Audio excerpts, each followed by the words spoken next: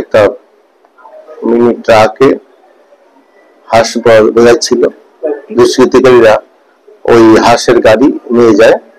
পরবর্তীতে আমরা মামলা নিই। মামলার প্রেক্ষিতে এই হাঁসগুলি বাজিতপুর থানাধীন ভালুকপুর নামক স্থান থেকে 1420টা হাঁস উদ্ধার করি।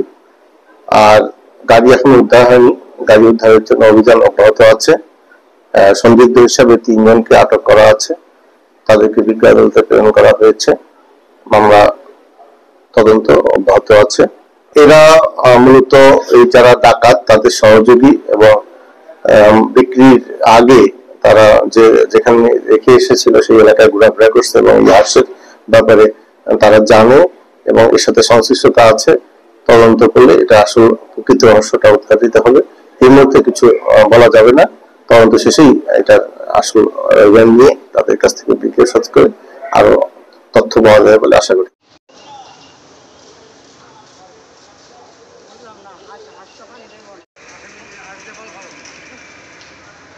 মানে পারলে হ্যাঁ সবের মধ্যে